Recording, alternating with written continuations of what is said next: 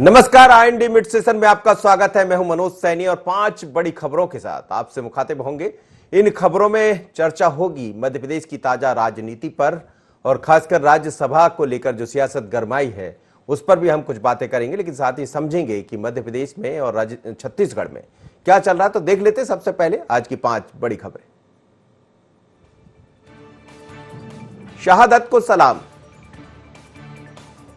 राज्यसभा की रेस कवायद तेज, रण पर रणनीति, गुजरात पर संकट, सरकार अलर्ट, गजराज पर संकट, ज्वारी रईस जादिया।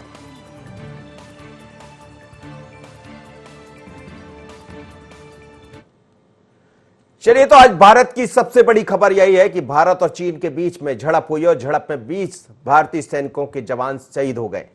प्रधानमंत्री नरेंद्र मोदी ने भी इन पर दुख जाहिर कहा, साथ ही कहा है कि संप्रभुता, भारत की संप्रभुता व्यर्थ नहीं जाएगी। जवानों का जो शहादत है वो व्यर्थ नहीं जाएगी और भारत पहले जैसा देश नहीं है। लेकिन इस शहादत में छत्तीसगढ़ के कांकेर और मध्य प्रदेश की रीवा का भी एक जवान शहीद हुआ है। रीवा का लाल दीपक सिंह गहरवार शहीद हो गया। जैसे यह सूचना रीवा जिले में पहुंची तो मनगवा क्षेत्र के अंतर्गत ग्राम फरेदा में शोक की लहर दौड़ गई। वहीं भारत और चीन के बीच हिंसक हुई झड़प में कांकेर के शहीद होने वाले जवान का नाम गणेश कुंजाम है। शहादत को सलाम। भारत चीन के बीच हुई झड़प में 2 जवान शहीद हुए, एक मध्य प्रदेश के रीवा से दीपक और दूसरे जिनकी हम बात कर रहे हैं कांकेर से। तो दोनों जवानों को IND 24 की तरफ से भी सलाम। लेकिन इस बीच खबर यही है कि प्रधानमंत्री नरेंद्र मोदी ने भी कहा है कि भारत की संप्रभुता व्यर्थ नहीं जाएगी और जवानों ने जो शहादत दी है उसको भी व्यर्थ नहीं जाने देंगे। अब भारत पहले वाला भारत नहीं है, बल्कि जरूरत पड़ेगी तो जवाब भी देंगे। पर इस बीच शोक की लहर है रीवा में। तमाम सारे बड़े लोग अपने अपने तरीके से ट्वीट के जरिए, मुख्यमंत्री शिवराज सिंह चौहान ने भी रीवा के इस रणबांकुरे को अपना सलाम किया है। और साथ ही हम नरोत्तम मिश्रा जी की बात करें या फिर गोपाल भार्गव, पूर्व मुख्यमंत्री कमलनाथ, तमाम सारे लोगों ने श्रद्धा सुमन अर्पित किए हैं और कहा है कि हमें नाज है हमारे दोनों शहीद हुए लोगों पर। चाहे हम रीवा की बात करें या कांकेर की बात करें, दोनों हमारे वीर जवानों पर हमें नाज है, हमें गर्व है कि उन्होंने भारत की रक्षा के लिए अपने प्राण आहूत कर दिए। सुन लेते हैं क्या कहा।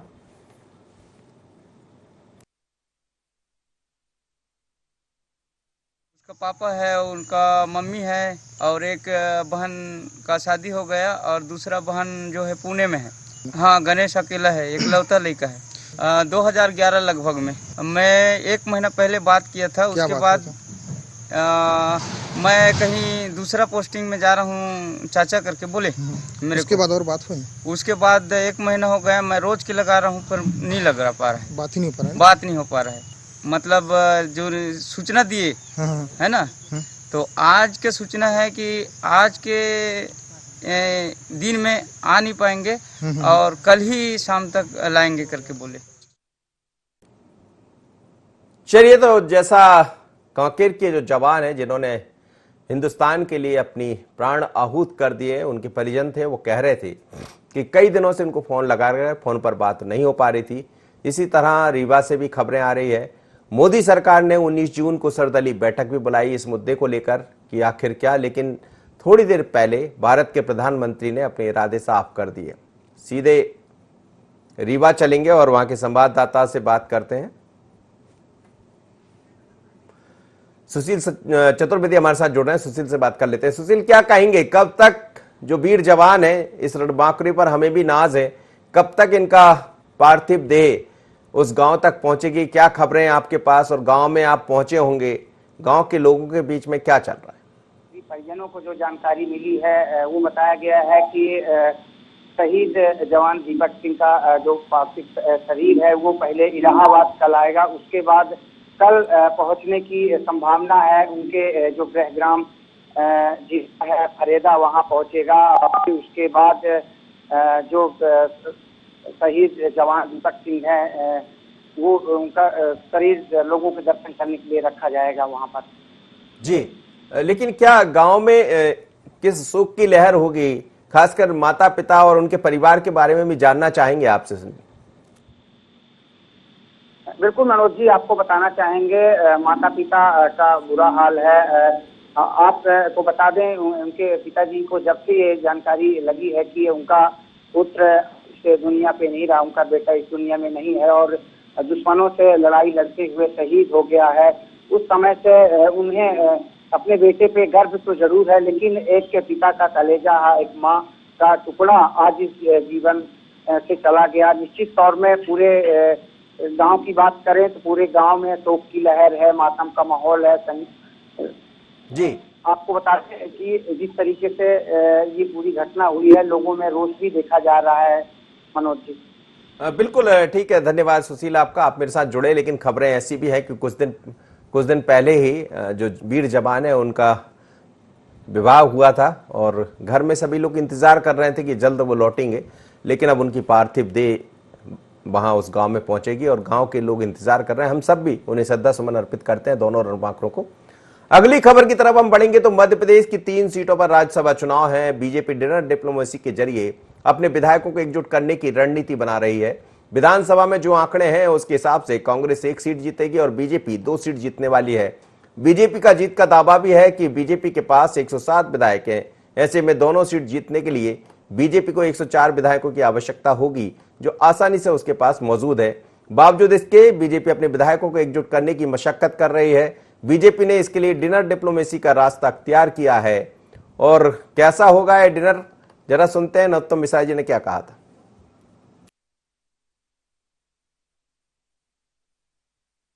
भोजन में जो होता है दाल रोटी, आप भी खाते हो हम भी खाते हैं, वही वो खाएंगे, इसमें कौन सी नहीं। भोजन में जो होता है दाल रोटी, आप भी खाते हो हम भी खाते हैं, वही वो खाएंगे, इसमें कौन सी नहीं। चलिए, तो नरोत्तम मिश्रा कह रहे हैं कि दाल रोटी खाओ, प्रभु के गुण गाओ, लेकिन यहाँ तो गुण के साथ साथ बहुत सारी चर्चा हो जाएंगी। आपको ये बताया जाएगा विधायकों को जिस तरह की जानकारी है कि कैसे आपको वोट करना, कहीं ऐसा ना हो कि एक जरा सी लापरवाही भारी पड़ जाए, क्योंकि एक एक वोट की कीमत होती है। 52 दरअसल जो विधायक हैं वो एक राज्यसभा सदस्य को चुनेंगे और कुल मिलाकर हम देखें तो भारतीय जनता पार्टी के पास 107 की संख्या है और कांग्रेस के पास एक राज्यसभा सदस्य को राज्यसभा में पहुंचाने की क्षमता भी है और उतनी संख्या भी है। लेकिन सवाल यह है कि चौथा जो कैंडिडेट है फूल सिंह बरैया, उनका क्या होगा, उसको लेकर भी कांग्रेस की बैठक हो, इस पर भी बात करेंगे। लेकिन जरूर संदीप मेरे साथ जोड़ेंगे। तो ये जो डिनर डिप्लोमेसी है इसमें और क्या चर्चा होगी, क्या चर्चा उपचुनाव पर भी होगी, क्योंकि उपचुनाव होना है और तमाम सारे विधायक आज पहुंचे हुए हैं और उन विधायकों से प्रकाश जावड़ेकर, साथ ही जिस तरह की बात आ रही विनय सहस्त्रबुद्धे वहां मौजूद होंगे और भारतीय जनता पार्टी के कई सीनियर लीडर, चाहे मुख्यमंत्री शिवराज सिंह चौहान की बात करें या फिर वीडी शर्मा की बात करें, ये भी वहां मौजूद रहेंगे।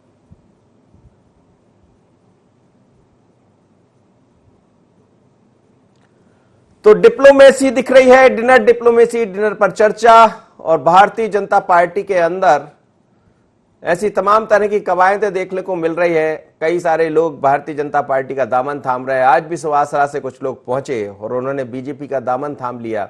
संदीप मेरे साथ जुड़ रहे हैं, संदीप से समझते हैं। संदीप, क्या होगा ये डिनर डिप्लोमेसी में, क्या दिखाई देने वाला?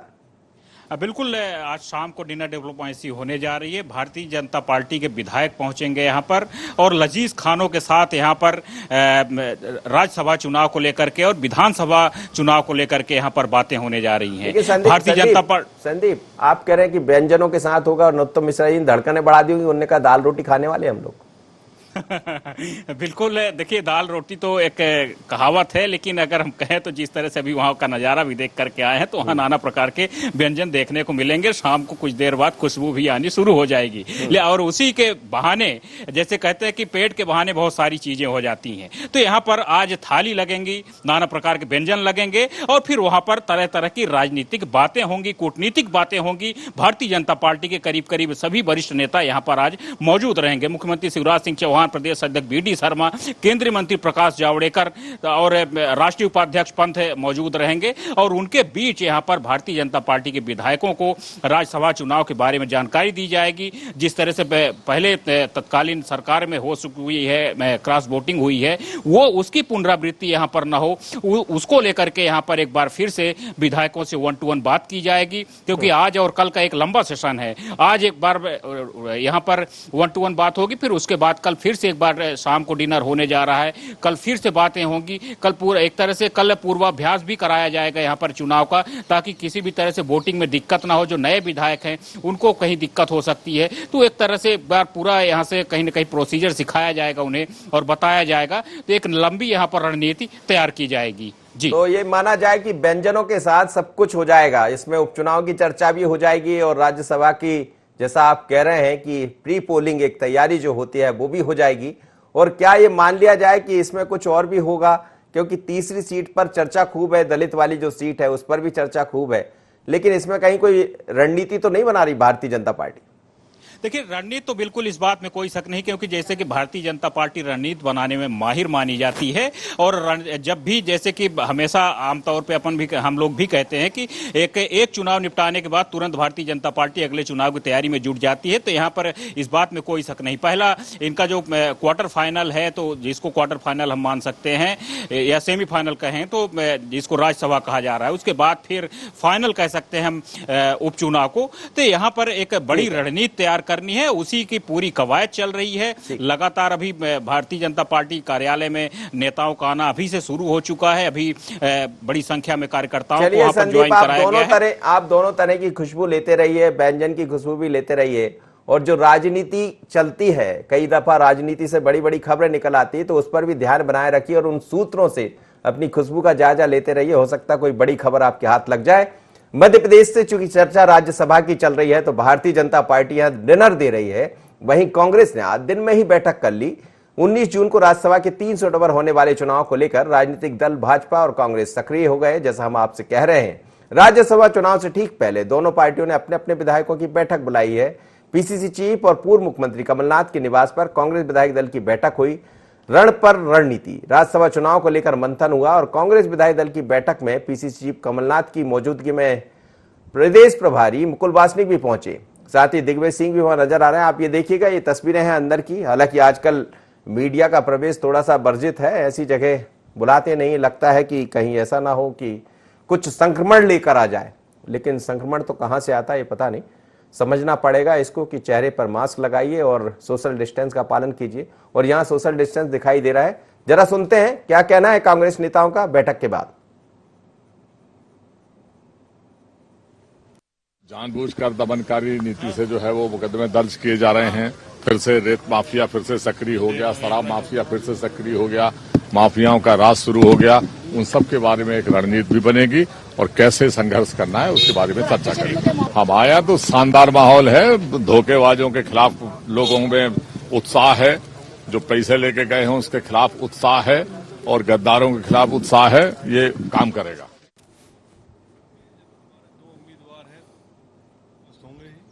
बीजेपी का जो काम है वो बहुत अच्छी तरीके से वो करना जानती है। हमें अपना काम है, हम अपने हिसाब से करेंगे। देखिए, जब हमारे 2 उम्मीदवार हैं तो कुछ ना कुछ अस्वस्थ होंगे ही। बीजेपी का जो काम है वो बहुत अच्छी तरीके से वो करना जानती है। हमें अपना काम है, हम अपने हिसाब से करेंगे।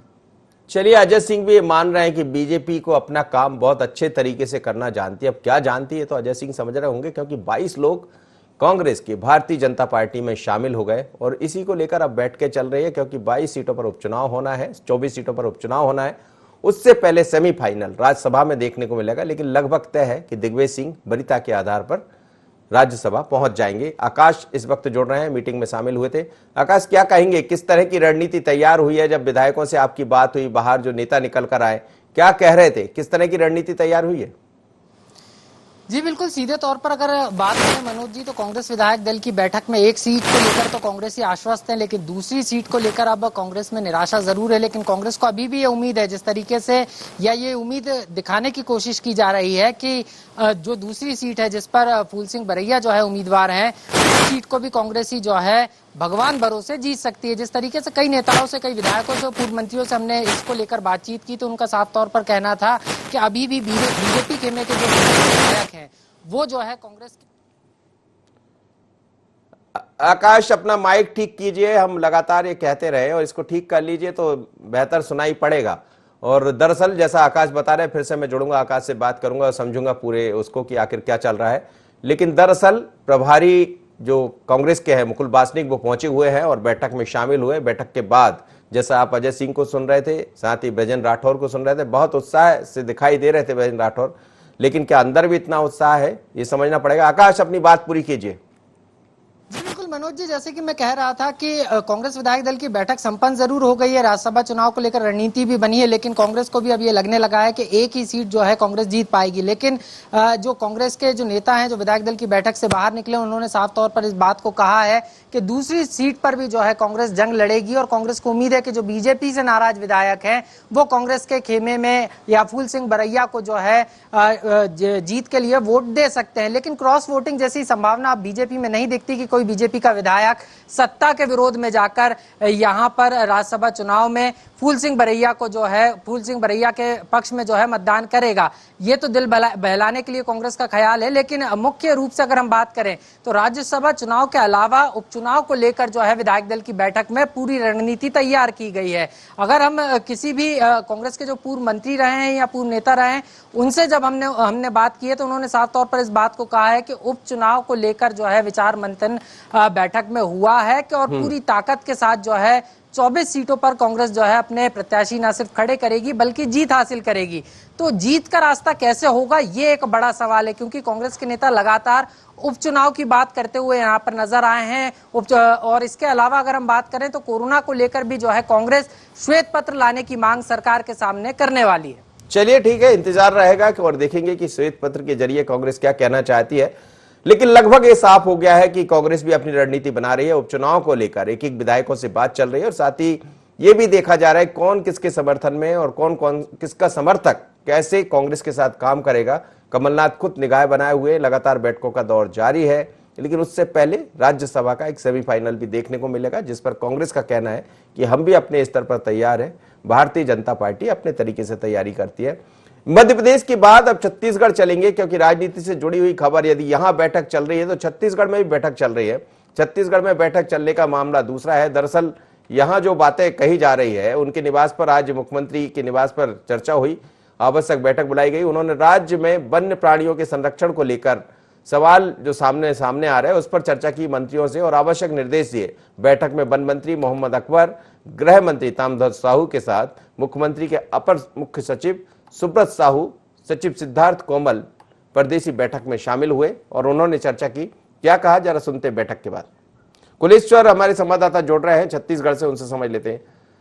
कुलेश्वर, कितनी महत्वपूर्ण बैठक थी ये और लगातार खबरें आ रही है खासकर वन्य प्राणियों को लेकर, जान जा रही है। हाथियों के बारे में हमने सुना है कि बीते यदि एक हफ्ते को हम देखें तो 5 से 6 हाथी मारे गए हैं अलग अलग तरीके से। तो क्या इस तरह की चिंता सता रही है सरकार को? देखिए बिल्कुल मनोज जी, बताना चाहूंगा कि जिस तरह से 10 दिन के अंदर में जो 5 हाथी की मृत्यु सामने आई है, निश्चित तौर पे कहीं ना कहीं बहुत से सवाल जो है इसमें खड़े हो रहे हैं।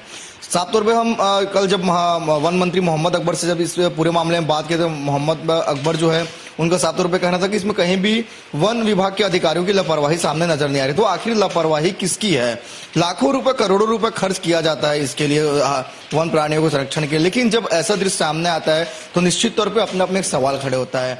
एक हाथी की जब मौत सामने आए थे उसके बाद विभाग जो है सतर्कता के साथ जो है वहां पे नजर नहीं आया। उसके बाद लगातार 1, 2, 3 और अब कुल मिलाकर 5 हाथियों की मौत हो गई। हालांकि कारण अलग अलग है, लेकिन निश्चित तौर पे प्रश्न चिन्ह तो इसमें खड़े होना लाजमी है। कई तरह के सवाल भी इसमें खड़े हो रहे थे। इसको लेकर मुख्यमंत्री भूपेश बघेल काफी गंभीर थे और आज मुख्यमंत्री निवास में उच्च स्तरीय जो बैठक है आज मुख्यमंत्री निवास में बुलाया गया, जिसमें वन मंत्री मोहम्मद अकबर के साथ गृह मंत्री तामदास साहू भी बैठक में मौजूद है। हालांकि क्या रणनीति बनी है बता दीजिए, जो पुलिस की रणनीति क्या बनी, रणनीति क्या बनी है बता दीजिए। देखिए वन प्राणी के संरक्षण के लिए जो एक रणनीति बनी है, साफ तौर पे तो मॉनिटरिंग करने की जरूरत है। साथ ही जो हाथी जो विचरण करते हैं उनमें ज्यादा से ज्यादा हाथियों में कॉलर आईडी लगाया जाए, ताकि जो उनका लोकेशन है वो पल पल की जो अपडेट है वो हम मालूम चलते रहे। ऐसे तमाम विषयों को लेकर 3-4 बिंदुओं को लेकर इसमें विभाग बैठक में जो है निर्णय लिया गया है। और अब ऐसे जो दृश्य जो हुआ है, जो हाथी से घटना हुई, ऐसी घटना दोबारा ना हो उसके लिए भी साफ तौर पे अधिकारियों को दिशा निर्देश दिया गया है। अब देखने वाली बात है कि आगे किस तरह के उनका जो दिशा निर्देश दिया गया उसका लागू कर पाते हैं अधिकारी। चलिए ठीक है, निगाह बनाए रखिएगा और साथ ही बताइएगा जब सरकार कोई निर्णय ले ले तो जरूर। लेकिन छत्तीसगढ़ में लगातार हाथियों की मौत हुई है, 5 हाथी मारे गए बीते एक हफ्ते में। हम देखें कारण अलग अलग थे कि एक हाथी कीचड़ में फंसने से मौत हुई थी, कुछ हाथी कुछ अलग तरह से, लेकिन ऐसा कहा जा रहा है कि हाथियों का आतंक भी देखा जाता है। तो सरकार को दोनों तरह की व्यवस्थाएं करना होगा, आम लोगों के बारे में भी सोचना पड़ेगा, साथ ही वन्य प्राणियों की रक्षा कैसे हो इस पर भी ध्यान देना पड़ेगा। अब भोपाल में एक हाई प्रोफाइल महिलाओं का जुआ खेलते पकड़ाई गई हैं। यहां बुटीक की आड़ में जुआ घर चलाया जा रहा था और ये महिलाएं बुटीक में शॉपिंग के बहाने इकट्ठा होती थी। पुलिस को मौके पर 5 महिलाएं और इनके 2 पुरुष साथी मिले हैं, सभी को गिरफ्तार कर लिया गया। इनमें बुटीक की मालकिन भी शामिल है। जुआ घर में टोकन से एंट्री मिलती थी और कुछ महिलाओं को इस कदर लत थी जुए की कि वो अपने गहने बेचकर यहां पैसा दांव पर लगाती थी। आप ये तस्वीरें देखिएगा जो बरामद किए गए हैं, लेकिन ये समझना पड़ेगा कि बुटीक की आड़ में जुए ही चल रहा था या कुछ और, क्योंकि जवाब तो पुलिस बेहतर तरीके से समझ रही होगी और पुलिस ऐसे मामलों में बड़ी मास्टर होती है, कब क्या कैसे बताना है क्या करना है बता ही देती है और पुलिस ने शायद सब कुछ समझ लिया होगा। सोएब मेरे साथ जुड़ रहा है इस वक्त हमारे संवाददाता। सोएब, क्या कहेंगे, ये यहाँ बुटीक की आड़ में जुआ चल रहा था कि कुछ और भी दिखाई दे रहा है आप? फिलहाल देखिए अभी तो पुलिस ने जुए एक्ट के तहत ही मामला दर्ज किया है। बहुत समय बाद इस तरह का मामला आया कि राजधानी भोपाल में जुआ खेलती हुई महिलाएं पकड़ाई गई हैं। जिस तरह से मुखबिर द्वारा सूचना मिली थी और कोईफिजा थाना पुलिस ने लाल घाटी स्थित जो जैन नगर है वहां पर रश्मि नाम की एक जो संचालिका थी जो बुटीक चला रही थी, उसके घर में ये बुटीक में जो है जुआ चल रहा था, जिसमें 5 महिलाओं समेत 2 पुरुष को पुलिस ने गिरफ्तार किया है।